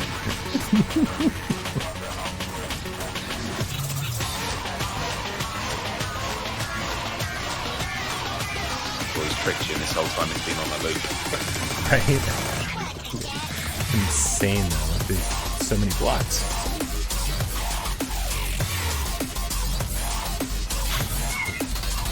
Yeah, I always love doing that, crossing them, even though I'm always told it kills the battery. Yeah, but it feels amazing. It does. Yeah. Totally worth it. Kill the battery. Fuck yeah. Yeah. There's always another battery. Yeah. Alright, can we get back? Is that okay? I don't want to wait. And what difficulty is that on? Okay, so that is on expert, man. That is just expert. Wait, And hold on. We're not back yet. We're not back. Okay. We'll be back in 3, 2. There we go. Now we're back. So I hope you guys like that clip. I did that like as fast as I could before the GAMESCAST. It's kind of late a little bit, but those songs, those new songs. First of all, that was my favorite song. It was called "What the Cat," I think it was called. And the whole song is based around like cat effects. So I was like, we got to play this one for the GameCats. But that is expert. That's not even expert plus, and that took me like a couple tries. And I got to say, these 3 songs on expert are harder than all of the entire Imagine Dragons on expert plus, and I love it. Wow. So it's going to take more time though. But fantastic party game. It is one that I get from friends, Miles, and love to stick them in there because anybody can play Beat Saber pretty much. I always put it on towards the end of after a few other games because it's always the one people want to stick with. Because it's the typical, just one more go. Just one more go. I've got it this time. Yeah. I got it this time. And the learning curve on it is so satisfying because the progression is just constantly ongoing. And I really love their party mode and how the high scores work, that you put in your name only once and then you can select it. And yeah, in the 24 hour. So for that evening, you've got the scores. Like little things like that in games make all the difference. And I find that, especially with these developers often being independent ones or startups, they seem to think about the small things. Like a game that I played when Firewall was first causing issues, I went to play Corix because it was great. like, I think it was Still need to $1.50. get that, man. Yeah, I I need to get that. bought quite a few skins because I felt bad because I was like, this is worth more than $1.50, and that was made by one guy. But one of the best features in it, other than the game itself, is when you're in the lobby. Well, there's actually two really cool features. One is that when you're in multiplayer, there's you can put a notification on, so you can then go into the main campaign, and then when someone goes into the lobby of multiplayer, it notifies you that a player's there. Nice. The amount of games that I love playing, but they're always empty, like Creed. I love Creed. PvP's amazing, but you have to like wait for 10 minutes in the lobby for someone to turn up, and it's quite frustrating. But the other feature Corix has is it has in the corner a button that says "board waiting?" ? And if you click it, all these like asteroids start appearing around a planet, and with your gun you can shoot them, and it's a little mini game. And it's like little things, and it's like, this is awesome. And people are asking for that in Firewall. Like, is there a shooting range while you're waiting? Or, you know, VR is about immersion, and I feel they're really missing a trick if they're making you have to just sit there and wait. Like, you've got a whole world, and I understand there's processing issues maybe with that, but I don't know.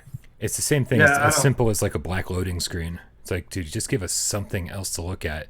Black loading screens in VR are like infinitely worse than a black loading screen on a flat screen. I was pretty happy with you know, when you're sitting there in the lobby and you could like move around and see your body move. I was pretty happy with that. I was kind of disappointed they took that out, but to be honest with you, when I play Firewall, and I know not everybody has this option, but when I play Firewall, I always have a squad of 4, or I try to have a squad of 4, and I always try and get host. So it's just like match after match after match after match. Don't usually have that problem, but like I said, you know, when I judge a game or try to be critical on a game, I don't just think of myself in mind. I think of the other players as well that have to experience these things. So I missed a lot of the issues in the beginning.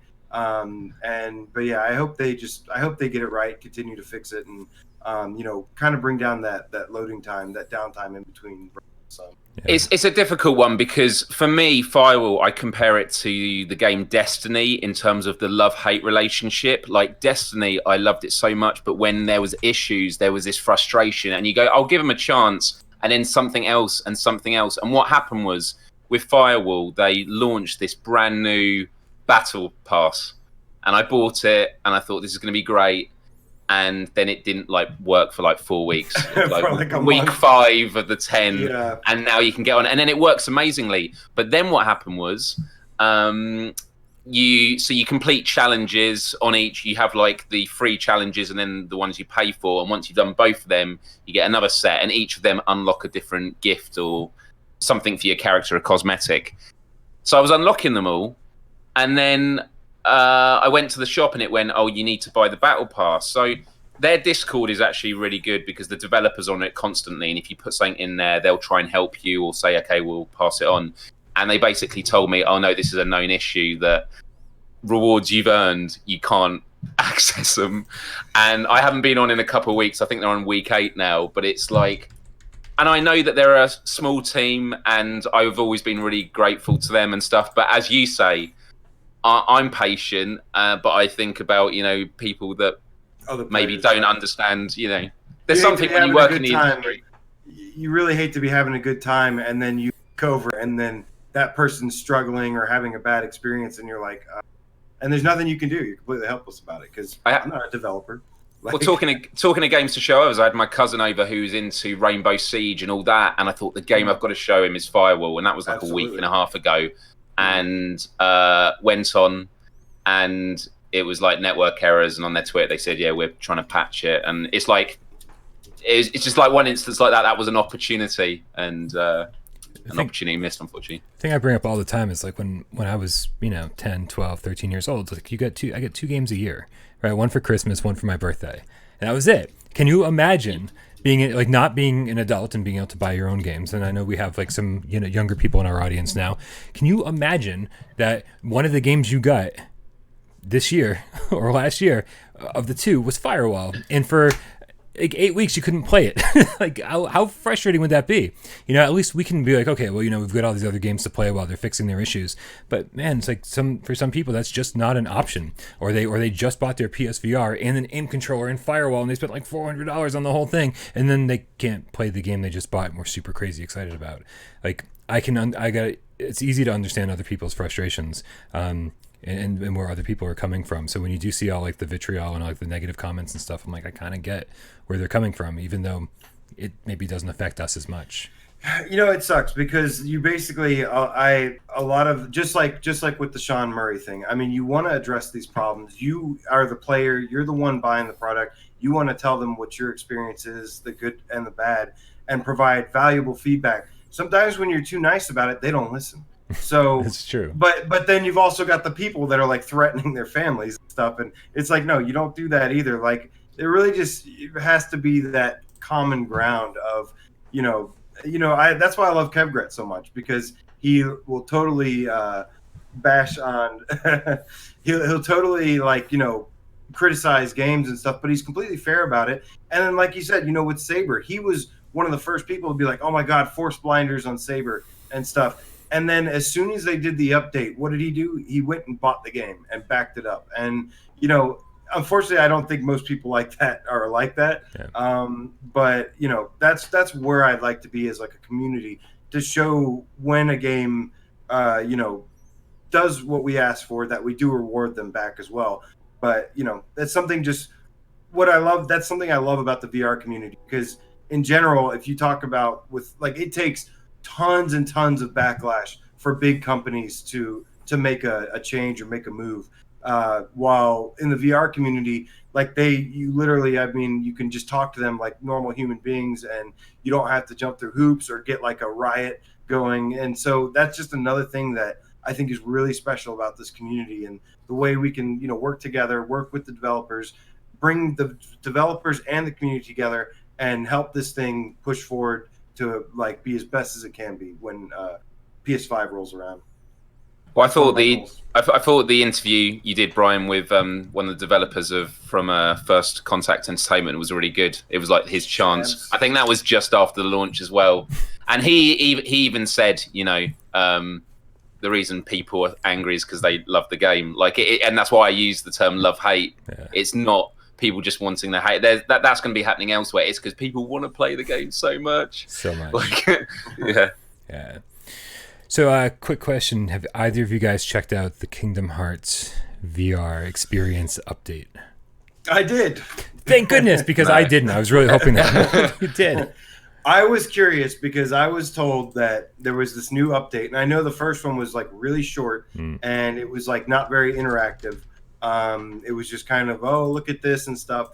From what I'm gathering, disclaimer, I'm not a big Kingdom Hearts fan. I am a fan of Final Fantasy, and I'm a fan of, several Disney movies from back in the day, but I never actually played the series. So this experience, I think for hardcore fans of Kingdom Hearts, it could be nice for them. They get to hang out with some of their favorite characters. There's a character called Axel that apparently everybody's really obsessed with, and you sit on top of a clock tower and have ice cream with him and another character. Classic scene from Kingdom Hearts. Sitting on the clock tower, eating ice cream. Is that? I don't fucking know. No, it's a scene that I've seen. It's a scene that I've seen many times. You have seen that. I've played Kingdom Hearts 1 and 2. I don't know if that was in either of those games because I skipped all the portable ones. There was 2,000 portable ones, but that's a scene I've seen a bunch of times. But yeah, so it's a thing. Okay, so I know a lot of people were like, "Oh my god, I actually for this sitting on the thing and eating ice cream with him." I guess I don't know. I'm so behind on that. So what I was excited about, the reason I played it actually was there was a great Disney movie, the Hercules Disney movie, which was awesome back in the day. And they opened up the Olympus Coliseum where you have the Keyblade and you get to attack these little shadow monsters. So they're the Heartless. The Heartless. The Heartless. That's what I'm here for. The Heartless. Thank you. But so everyone was asking me do you get to hold a Keyblade? Do you get to hold a Keyblade? I'm like, Well, yeah, but you sit there and you go like when one slowly runs up to you. So it's not like fun gameplay. It's not good gameplay. It's, you know, maybe it's cool to hold the Keyblade. I do like that weapon. I think it's kind of cool. But as somebody who just doesn't know anything about any of the characters and stuff, it was a little hard. I will say, fantastic graphics, very, very good graphics, and fantastic soundtrack, as you would expect from Square Enix. They usually get the soundtracks right. And was it immersive though? It kind of was, but again, if you have no connection to the game, I don't think there's anything for you. I think maybe kids would like it if they didn't have any connection with it, but other than that, like adults, especially seasoned VR veterans, are not going to really find anything special about it. So, I will let you know. I will give you an update. I have a friend who is a crazy Kingdom Hearts, and I am going to stick him in this thing and be like, please tell me, like, what is this and is it good? So I will give you an update as soon as I can on it. It's also like a 10 gigabyte patch, like almost 10 gigs. So whoa. I knew it was significant, but adds two or three new levels, two or three of the levels. All right. And before we added Miles to the mix, we had a ton of news to still cover, right? Miles, do you want to go along with us for the rest of the news? Yeah, no. News ride? Yeah, we covered actually most of it. However, it would be nice to get Miles to chime in on some of this. We won't throw any curveballs at you, Miles. We'll do it on you. So I'll throw these at Bryan. But, oh no! Curveballs, here they come. Yeah. So first up, the developers of the Mage's Tale in Exile, they are very unhappy with me. They are probably not your biggest fan. Probably not. But essentially, they were actually working on a new VR game, which they've said is to be on PC and other platforms. And they have a job opening that specifically asks for people with, I think it was VR experience. But something strange has happened with this. They are actually developing, like I said, a VR game, but they were recently bought by Microsoft. I guess Microsoft made a bunch of purchases. Now, even though that's a thing, apparently this game that they're working on is still supposed to be most likely on PSVR first. But it made me question that maybe Microsoft buying them, I'm wondering if at some point they're going to make the jump to VR and get caught up. I mean, try to. I'd say it's an inevitability. I think Microsoft has always been really good / bad about like waiting to see how other people do it, and then getting into the game a little bit late. So yeah, I think they're going to eventually. I think when you can't ignore VR anymore, Xbox will be there and go, hey, we're here now. We're totally doing this. Plus, I mean, they've basically, Microsoft has paid tons of people to make VR headsets. So I think at any point they can just go, yeah, that's now compatible with the next Xbox. That was now.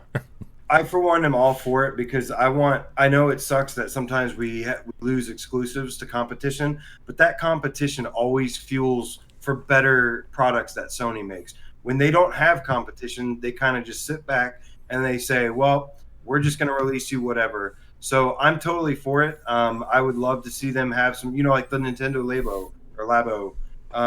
I was all for that as well because it's like I want this competition for Sony to light a fire under them. Now I know Sony's usually going to come out on, but they need to have some sort of competition there. And I forgot to mention the rumored VR game that they're supposed to be working on is Wasteland VR.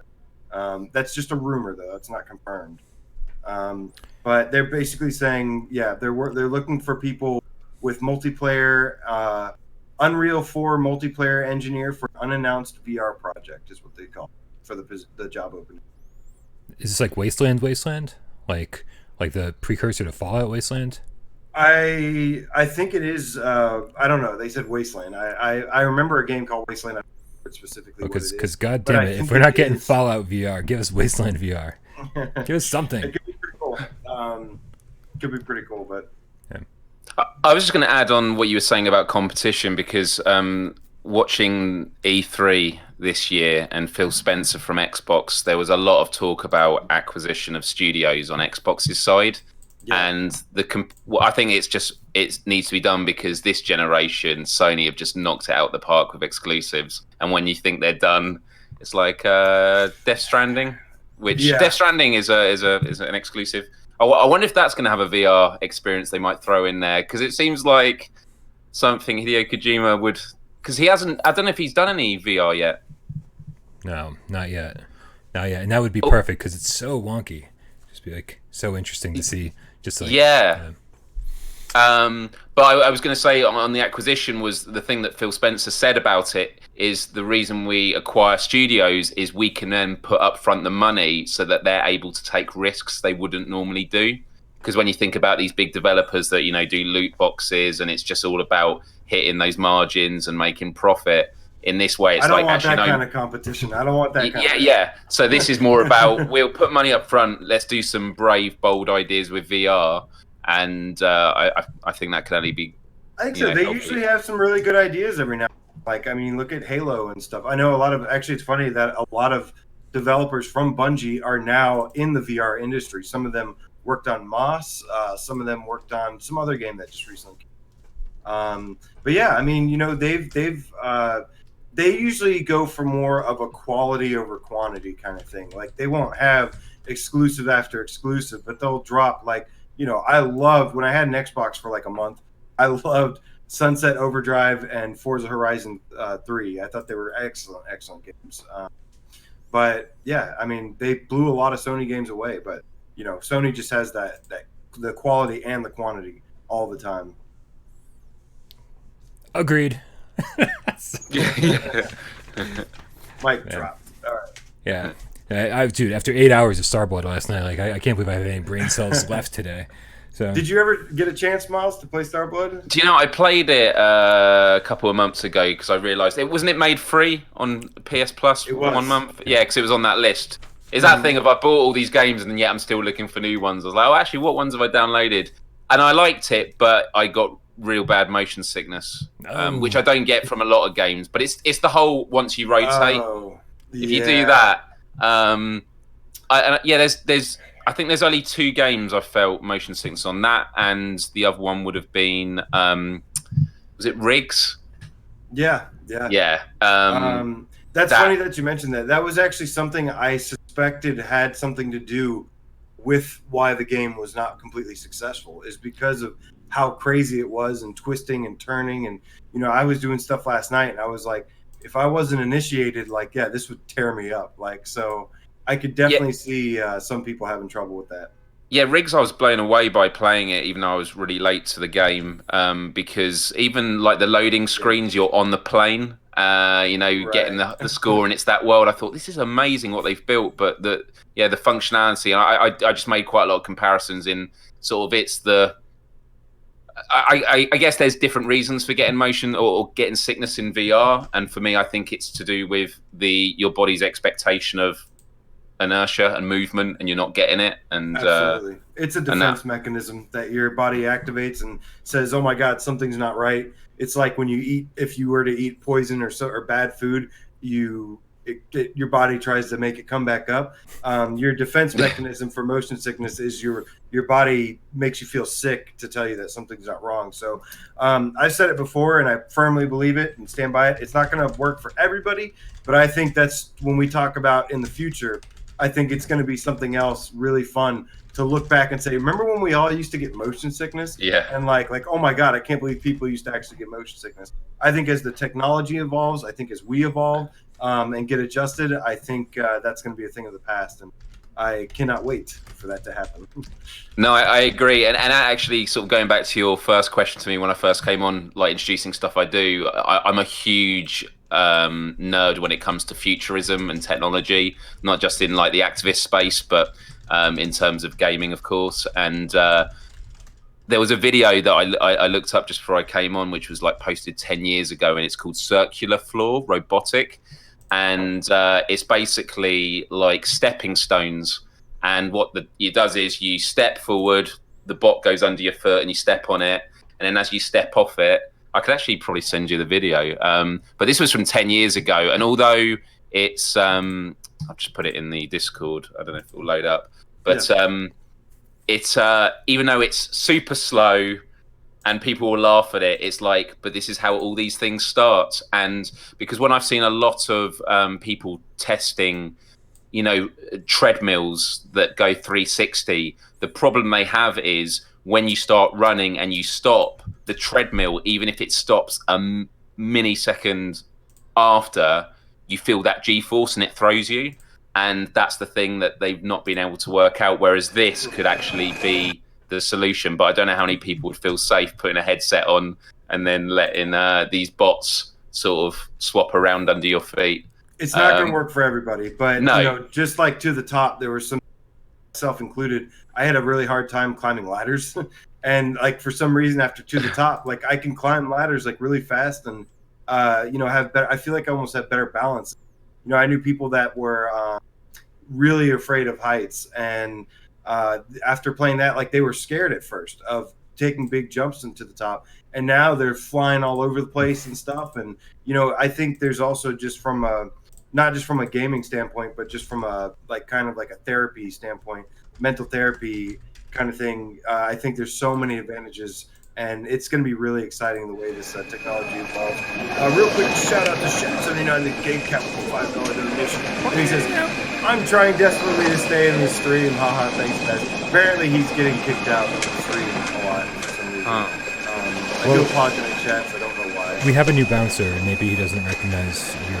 And JD Max also says, holy crap, it's Miles! Yes. Why doesn't JD Max get excited when where? What's up, JD? Maybe it gets excited all the time, and that's why you don't notice. You're just used to it. Maybe. It's the new normal. Oh, so the video's playing now. So this is it, yeah. Oh, very nice. So what is it? How does this work? This seems like the worst solution for locomotion ever. I know, but this is what I'm saying. This is from 10 years ago. This is like, and so where... Gotcha. Yeah. And so... But what I find interesting also, it's got the PlayStation, except for but So silly. It's like a bunch of Roombas. Yeah. I don't know. I'm missing the 3D rudder. VR doesn't stand a chance. But then the other bit of technology, and I think one of the things that we're going to see with VR is how it competes with AR. Augmented reality, because there is a purpose for them both, and it's like which games are for which, because I was massive into Pokemon Go when it came out for the first year, so I remember as a kid playing it on the Game Boy, going to my brother like, I wish one day there was like a holodeck or where you could go around your world, and that's never going to happen. You know, I remember playing Command and Conquer when I was a kid and saying, oh, can you imagine if one day it was like a first-person shooter, but one could be in a tank and one in a helicopter? No, that's never going to happen. And it does happen. But one interesting thing the developers that would be really awesome, actually. One thing the Pokemon Go developers said was that when they're designing the game, what they're constantly thinking about in AR is how do they make the user look away from their screen as much as possible and up and around their world. And so that's going to get to the point of, is it Niantic, isn't it? Yeah, they're looking at, you know, the glasses again and how, you know, I don't know where that's going to go, but clearly AR is going to have a purpose for gaming in some ways. But on the other side, you are going to want games where you're in a completely different world. Right. I'm interested to see, because I've never interest in AR. But I think if done right, it could be pretty cool. But, you know, for me, I'm kind of the one that wants to be immersed in this complete make-believe crazy. It doesn't matter if it's scary or dirty or whatever, like Resident Evil 7 or you know, I love being taken away into another world and being like and feeling like I'm there and experiencing it from the inside out like that.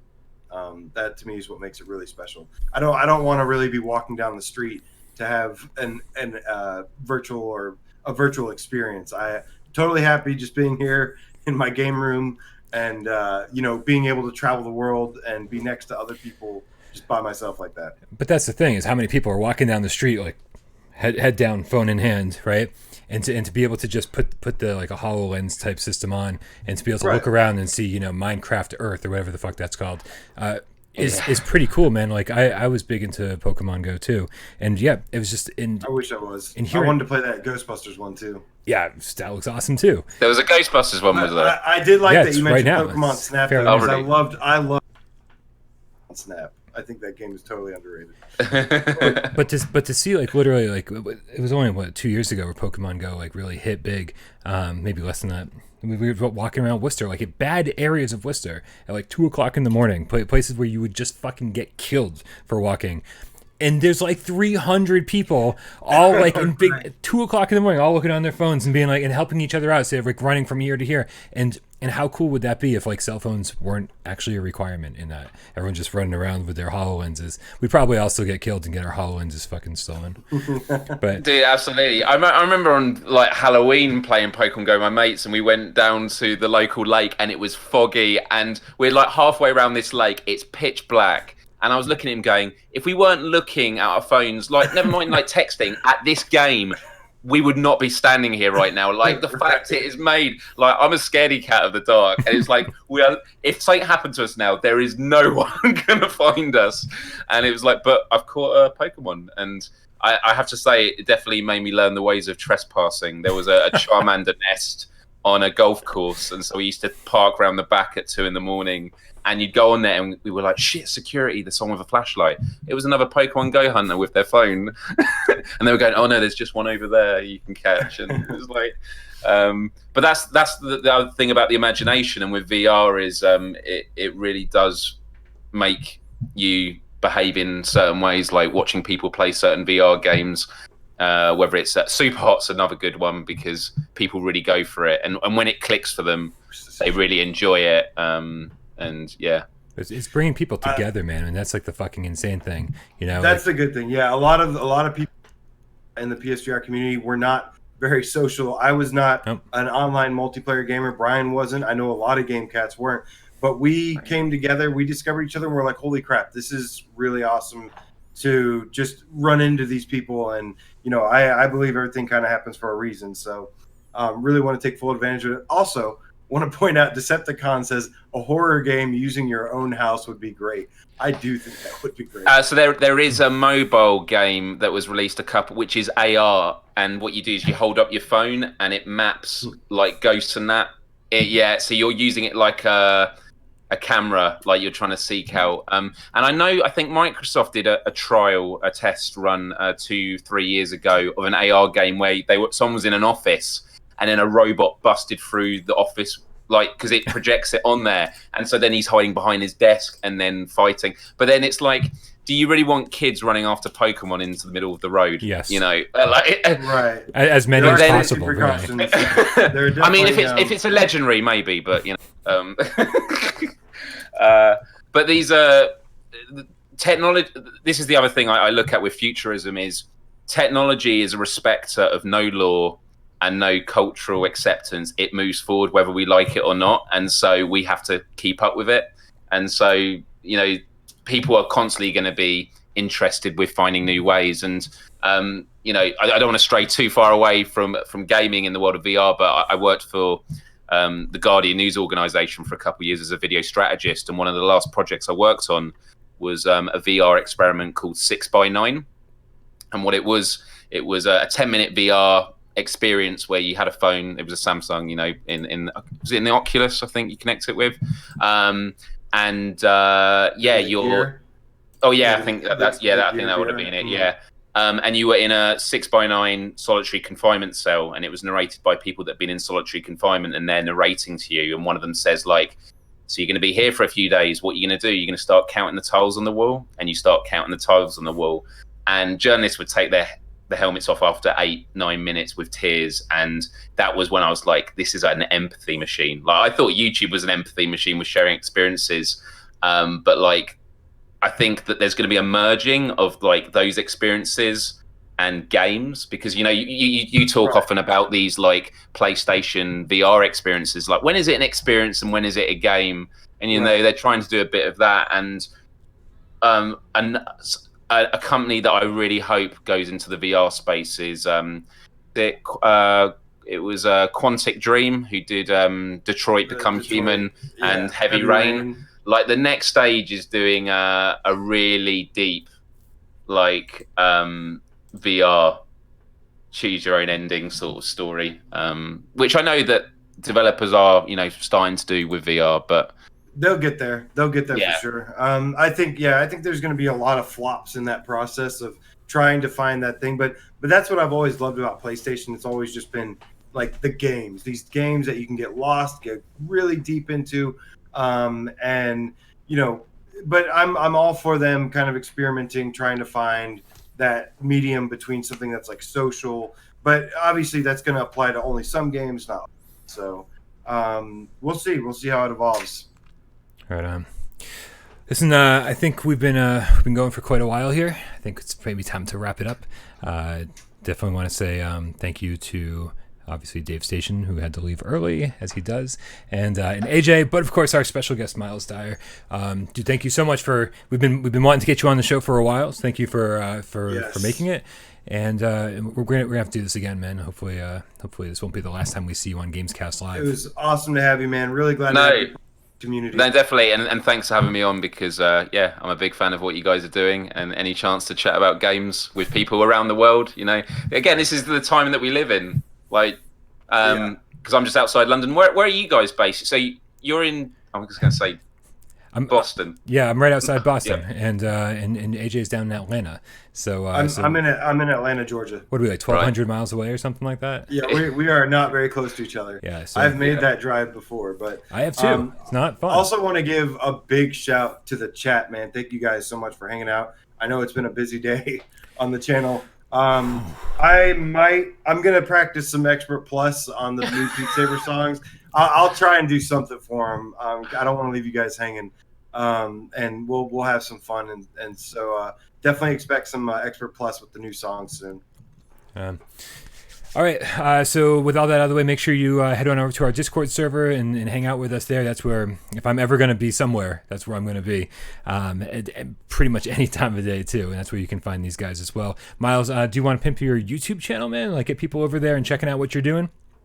Sure. If anyone wants to go over to youtube.com/Miles, that's MYLES, and I've actually got a new podcast episode going up tomorrow, if the graphics guy gives me the graphic in time so I can export it. So that's the hope. But they go up once a month at the moment, and I'll be on the Discord and that, so look forward to having... Wait, just MYLES, that's it? How did you get that? Because when I used to work for a YouTube network, and and it's like the tick by my name. I can help you guys get that. Like, yeah. Cool. That's awesome. We'll sort it out. Well, I've checked out your stuff before, Miles, and I think some stuff. Really, a lot of stuff that I couldn't talk for more than 2 minutes about. So I look forward to checking out your new videos that you do, and I really like what you've done so far. So keep up the good work, man. Yeah, appreciate that. Love all around. Yeah, right? Absolutely. Meow, everybody. So yeah, make sure you join our Discord. The link's in the description. Make sure you hit us up on patreon.com/withoutparole games for $1 or more every month if you like what you do. If you like what we do, it's the only way this channel keeps on running. So thank you guys for all your support. Make sure you submit your viewer takeover questions on Discord or hashtag viewer takeover in the comments. And also change your name to GameCat because you fucking love us as much as we fucking love you. Hashtag GameCat in the comments. Get a shout out on every single viewer takeover.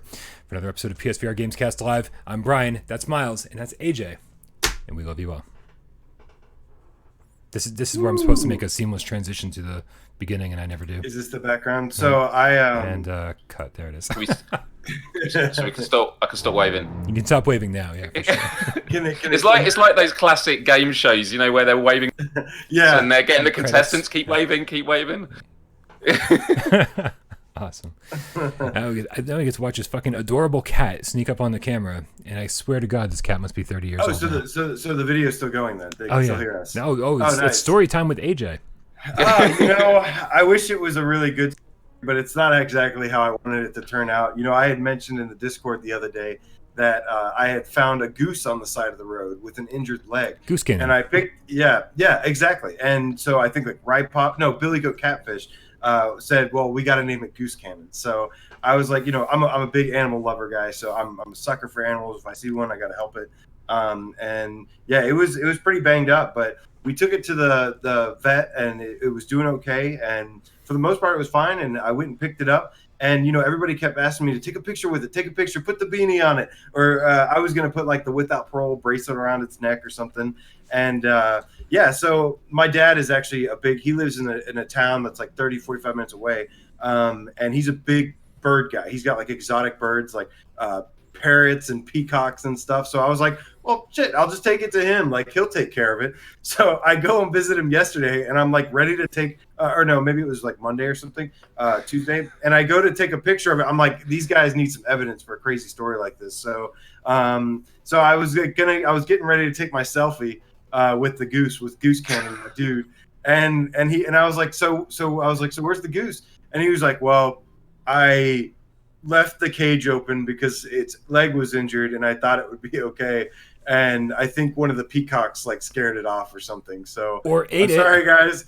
Yeah. So I'm sorry, guys. I don't have any pictures of Goose Cannon, but I will make it up to you somehow. By buying a goose. Yeah. Well, I don't think I'd buy a goose, but rent one. There's a rental service. I'll just rent one. Yeah. I'd rather just lease one. Rentagoose.com, I'm pretty sure. Something like that. Good night, everyone.